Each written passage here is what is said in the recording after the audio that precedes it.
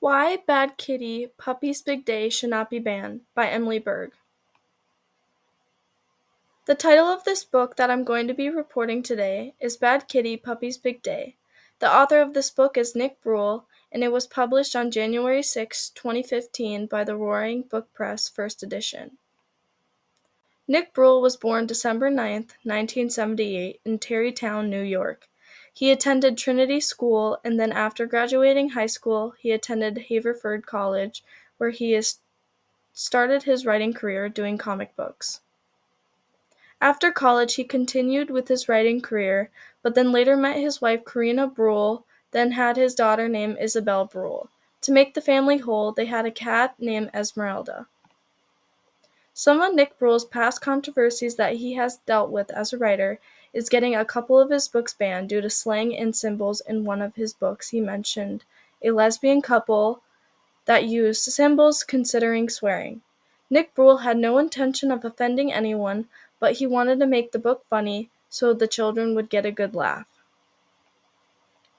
The history of banned books became an official deal in 1937 when the first book, called English Canon, was banned. The first book banned was in Quincy, Massachusetts. The people that are necessarily in charge of banning books are school districts and schools.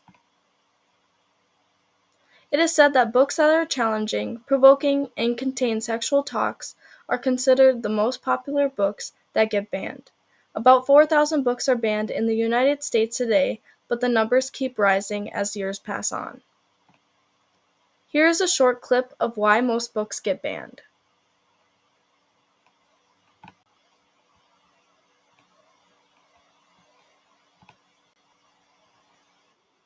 These three books have in common. Any guesses? Here are three of the most commonly challenged and banned books in the United States. A study by the American Library Association found that more than 1,500 books were challenged or banned by schools, libraries, and universities in 2021. Most were written by or about LGBTQIA or Black individuals. For comparison, the association. Here is another clip giving an example of a book that was banned. Books are being challenged at an unprecedented rate this whole year. The American Library Association received 330 reports of such challenges last fall alone, and since then, that wave has somewhat picked up momentum.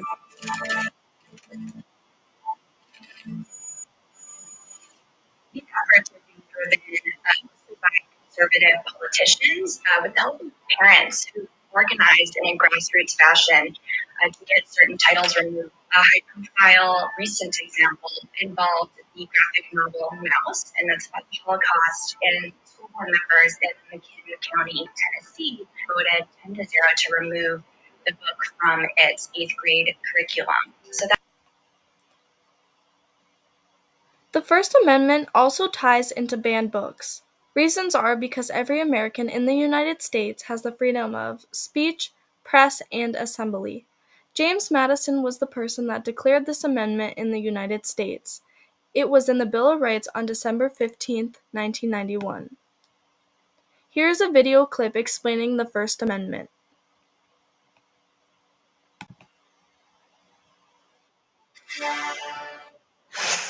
I'm Jeffrey Rose. Here's the First Amendment. Let's talk about why the founders that Congress makes no law abridging the press, religion, assembly, and petition. Well, they have four, which have been developed by the Supreme Court over the course of the American. First, freedom of conscience and unalienable, because people have the right and the duty to think for themselves. Second, free speech makes our representatives accountable to we the people. Third, free speech is necessary for the discovery of and the rejection of falsehoods. And fourth, free speech allows the public discussion necessary for democratic system. This ties into my book, Bad Kitty, Puppy's Big Day, because Nick Bruhl has the freedom of speech to talk about whatever he wants in his book and also write whatever he pleases in his book. A little information about my book, Bad Kitty Puppy's Big Day, is that it was published on January 6th in 2015, like I mentioned earlier in my presentation. It won the Children's Book Award, and a little bit about this book is it is a troubled kitty that likes to cause trouble. She isn't the biggest fan of Puppy, so she always tries to fight with Puppy, leaving the owners of Puppy and Kitty in a whirl. This book was first banned in Nevada in 2016.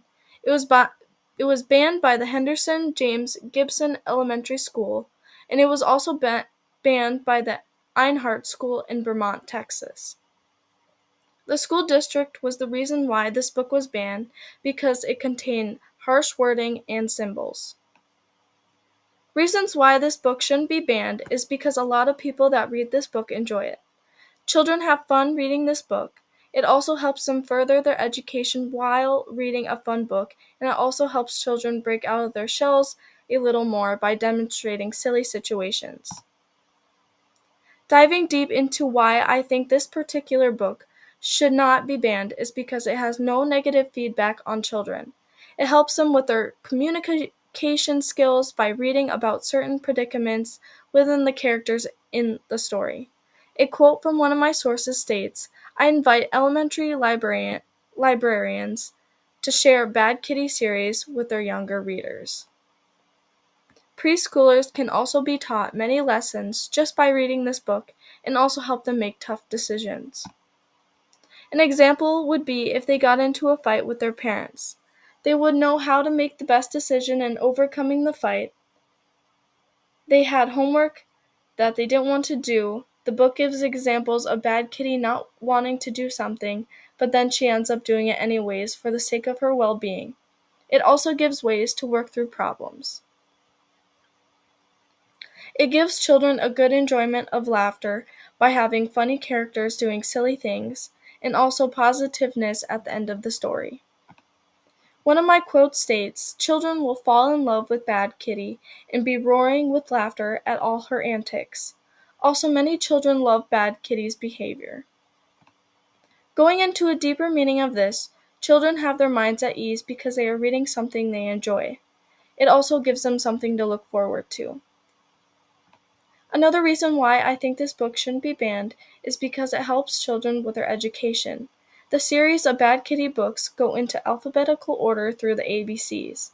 One of my quotes mentioned, "If you are searching for an entertaining way for your kids to learn their ABCs, look no further than Bad Kitty." Nick Bruhl mentions why he incorporates the ABCs in his series of books so that children can have a fun way of learning. He also mentions that it helps them remember their ABCs by making the book fun and enjoyable. The meaning of this is because it helps kids get a better understanding on their own level. It also trains their brains to think faster and also makes them learn easier. Wrapping it all up, we discussed the history and reasoning of why most books get banned. The reason why Bad Kitty Puppy's Big Day shouldn't be banned is because it provides no negative feedback on children. It also helps them overcome difficult challenges, makes learning fun, and kids also get a good kick out of these books. Here are all of my sources that I provided for this presentation. I also left a little cat song at the end for all of you to listen to. Meow meow meow meow meow meow meow meow meow meow meow meow.